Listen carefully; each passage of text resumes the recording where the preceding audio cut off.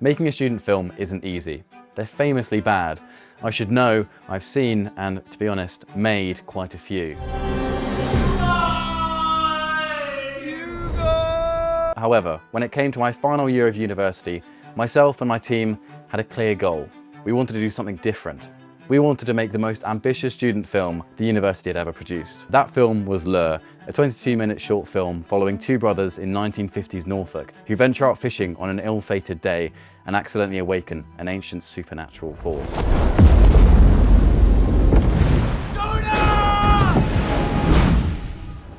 The whole film was an immense technical effort. Nothing about it was easy. We had stunts, visual effects, crowd work, underwater sequences, and so much more. I've now graduated from university, Lure is in a successful festival run, and I'm now sat here thinking about it all. I'm going to share everything that we learned along the way, all the mistakes we made, and how we managed to tell such an ambitious story about fishermen and sea monsters with really no budget and basically no experience. This is episode 1, how to come up with an ambitious, original idea and actually pull it off. I'm going to share 4 of the techniques that I learned so you can use them to elevate your own film ideas. But first, if you're new here, I'm Jasper Pagan. I'm a freelance filmmaker and director. I've got a deep passion for wildlife, folklore and filmmaking, which I try and incorporate into my own work. Tip 1, begin by setting your goals. May 2024, Brighton. Just before breaking up for the summer, my filmmaking friends and I met up to discuss creating our final year film together. We were all, in truth, slightly frustrated with our filmmaking course at university. Over the past few years, we hadn't exactly achieved our wildest creative dreams. Our final year was fast approaching, and this would be our last opportunity to produce a film at the university. We needed to make this count. All we knew at this point was that we wanted to make a student film that didn't seem like a student film. We not only wanted it to have a high production value, but we wanted to tell a story that avoided the classic student film cliches. That being parties, drugs, waking up with an alarm, Edgar Wright wannabes, mental health, Guy Ritchie wannabes, partying, going to parties too much, more drugs. Yeah, I think that's about everything. Together, we established 4 rules that were meant to push ourselves away from this. Rule number 1. None of the film could be shot in our own city. We'd all seen too many student films shot in and around Brighton. Shooting in your own city is often the easiest and most convenient place to shoot, and it was for that reason that pretty much every single student film that we'd seen was shot in Brighton, or the cardinal sin, was shot on campus. We wanted to make a film that looked visually distinct, and the first step is to film where people don't normally film. Rule number 2, it had to be a drama. And while I know, of course, it is a massive student film cliche to do a drama, all of us in our group had only ever shot comedies before, and we thought the idea of creating a serious film seemed like an adequate challenge that would really push us. Rule number 3, make it a period piece. I've always loved stories set in the past. There's something so whimsical and wonderful about seeing a snapshot back in time. And while making a period piece is very challenging and often very expensive, I'd rarely seen student films shot in the past. And we thought that'd be a fantastic way to stand out. Rule number 4, it needed to incorporate an element of the fantastical. This rule was basically just created to capitalize on my own knowledge of visual effects. And if we could do a story where there was a giant sea monster or something, I'd have the opportunity to create that, and I find that very fun. And so, with these 4 requirements, we all went away and began creating some loose ideas that would later be pitched to the group. Now, in reflection, this process of creating really ambitious goals was not only vital for the final film, but was really important to create a great sense of morale and momentum within the group. We knew from the very beginning that this film was going to be very difficult. In fact, we actively embraced it. We were motivated by proving to ourselves that we could do something ambitious, do something challenging. So if you're beginning your own short film, establish your goals at the beginning. Get you and your team excited by the challenge of making something, not just by the end result. However, despite having a lot of motivation and a lot of grand ideas, all that meant absolutely nothing if we couldn't even come up with a good idea.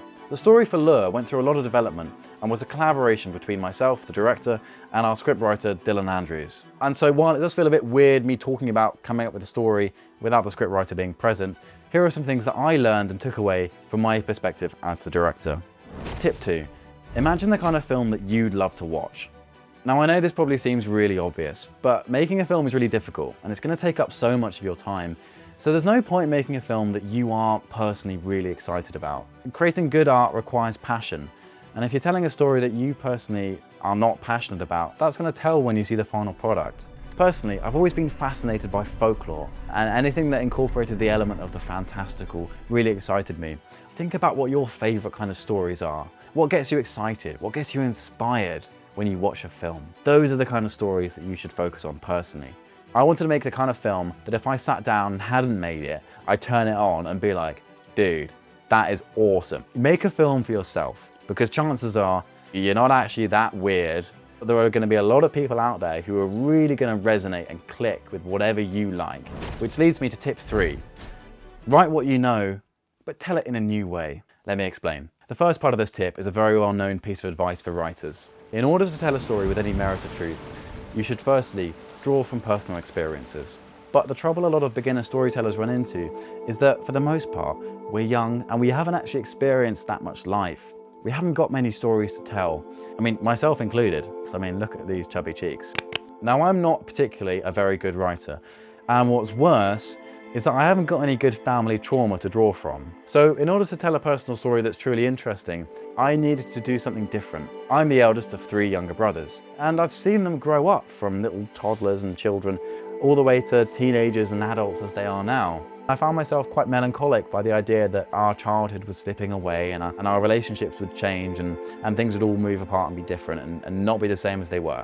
You know, it's a classic story. I'm not unique in that in any way. But it was something that I felt was truly moving, and I think it was something that I really wanted to express. Now, the obvious way to tell that story would be to do a film literally just about that. And it would probably be quite shit. And I'm fully aware that while my feelings were truly real and tender, that as a story, they're not actually that compelling. You need to add something extra. And I think that's something that a lot of filmmakers end up forgetting. So I moved the setting of the story to something that really interests me. That was fishing and folklore and bloody sea monsters. And so the film does explore personal themes, but it does so in an entirely unique way. So when you're coming up with your theme for your film, do draw from personal experiences, but try to express that in a way that you haven't seen before. However, coming up with a great ambitious story means absolutely nothing if you can't actually pull it off, if you can't actually make this film happen, which is why the next tip was really the key to our success. Tip 4, think about what you're capable of achieving, and then go 10% further. I think part of the reason why we were actually able to make Lure was that although we were going for an incredibly ambitious story that we hadn't seen before, we were constantly in conversation with how we'd actually managed to achieve it. Let me give you an example. The opening section of Lure was set entirely on a small boat with 2 brothers fishing. Now, it was very easy to write that into the script, but it was another thing entirely to figure out exactly how we'd do it. Filming on a real ocean on a real boat simply wasn't going to be possible, as much as I did beg my producer that we could pull it off if we just filmed it. So how are we going to make it look like we were on the ocean when we weren't actually there? Our solution was to rely on my own knowledge of visual effects. Now, I initially thought that the challenge of creating a photorealistic ocean was, pardon my pun, out of my depth. So as we were writing the scene, we did lots of testing to see if in Blender I could achieve a photorealistic result. The results weren't perfect by any means, but crucially, I learned the method that we'd use to achieve it. I figured that essentially doing a whole 6-minute scene entirely of green screen was possible. It was just going to be more work than I'd ever done in my life. But I knew exactly what I was getting into from the very beginning. I knew how much work it was going to be, and I crucially knew how I was going to do it. When you're making a short film, or as a student, you're going to get a lot of people, especially teachers, telling you to not be too ambitious. I don't want to be like a bad influence here, but I think, no, don't do that. Be ambitious. Have an understanding of what you can achieve, but push yourself. Go further than you believe possible. Live life boldly, make bold art. And the thing is, a lot of people get really put off telling bombastic, wild stories because they assume that it's outside of their budget range or outside of what they're capable of. But honestly, when you break it down on how you'll actually achieve it, they're often, in many ways, a lot more achievable than you might think. You can achieve so much with duct tape and bits of string, and that's what I love about filmmaking. You can turn rubbish around you into art, into beauty. Thank you very much for making it this far, and do stay tuned for episode 2. I've been Jasper, you've been you. Keep being awesome, be ambitious. Doodle pip.